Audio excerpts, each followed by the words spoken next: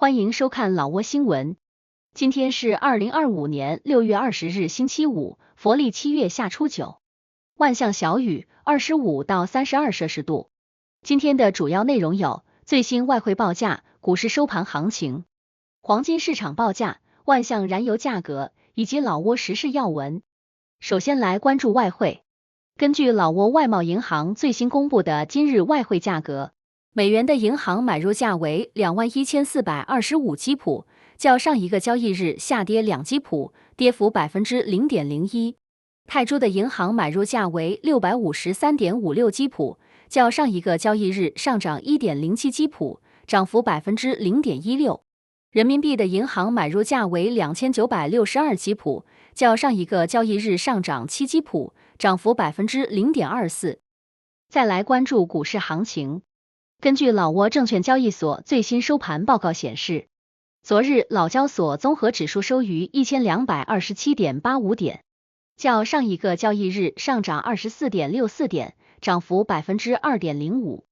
开盘1180.85点，最高1228.16点，最低1180.85点。成交量113600股，成交金额13929.35万基普。成交量最高的股票是老挝电力，收盘价1750基普，交易量61200股，其次是中老证券和浦西开发。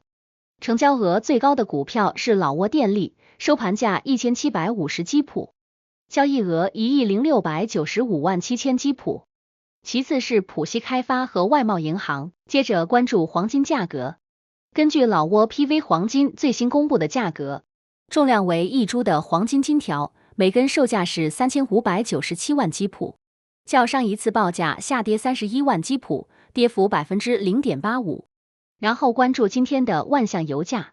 今天万象市各加油站执行6月18日老挝工贸部公布的燃油价格，柴油每升18920基普，普通汽油每升23490基普，95号汽油每升29410基普。接下来一起关注时事要闻。1. 总理视察万象省巴桑地区并指导工作。6月18日，总理宋塞西潘敦率团视察万象省勐丰县巴桑地区，受到当地省县领导及民众的热烈欢迎。巴桑地区地理位置优越，交通便利，拥有勤劳的民众和丰富的农耕土地资源，经济社会发展显著。目前，该地区下辖10个村庄， 1.4万多人口，包含5个民族，脱贫率和发展型家庭比例均较高。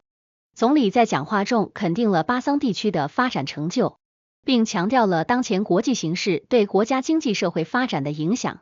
总理敦促当地继续加强国防安全，巩固民族团结，弘扬勤劳节俭的优良传统。他强调要主动保护和发展家园，改善民生，预防疾病，发展特色商品生产。最后，总理向该地区捐赠办公用品，以支持其行政工作，并助力巴桑地区最终实现乡镇化目标。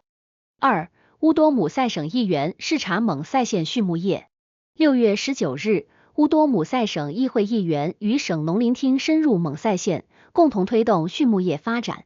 此次活动旨在确保粮食安全，促进农产品出口，并替代进口。在视察中，代表团走访了会昌北村的索尼棚养猪场，了解其运营情况并提供技术指导，鼓励其提高产量和质量。此外，他们还检查了嘎村蛋鸡养殖场的建设进度，以确保鸡蛋供应满足市场需求。此次活动展现了相关部门对将农业生产转化为商品，增加就业和稳定民众收入的重视。这标志着地方政府致力于通过发展农业，特别是畜牧业，来促进当地经济社会全面进步。3. 老挝精简政府部门原17部委整合为13部委。根据3月12日关于组织机构改革的第3号决议，以及3月20日国会关于批准政府组织机构改革的第5号决议，老挝政府对部委组织机构进行了调整，原有的17个部委被整合为13个部委。能源与矿产部并入工贸部，新名称为工贸部。自然资源与环境部并入农林部，新名称为农林与环境部。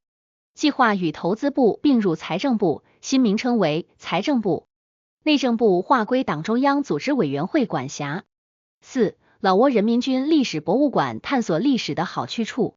老挝人民军历史博物馆诚挚邀请老挝人民和外国游客前来参观。博物馆坐落在万象市中心，位于塞瑟塔县农桑托村，紧邻凯山峰威汉大道。周一至周日每天上午8点至下午4点半开放参观。在这里可以了解到老挝人民军与各族人民在民族解放斗争以及保卫、建设和发展国家的任务中英勇奋斗的历史。博物馆外部环境凉爽宜人，内部设有舒适的空调、干净的洗手间，并提供休息区供游客在参观后放松。此外，博物馆内还设有纪念品商店、餐厅和咖啡馆，环境宽敞舒适。5. 沙湾拿吉省英汉佛塔完成第1阶段修复。英汉佛塔作为沙湾拿吉省标志性的国家级遗产和重要旅游景点，于6月11日至16日完成了第1阶段的修复工作。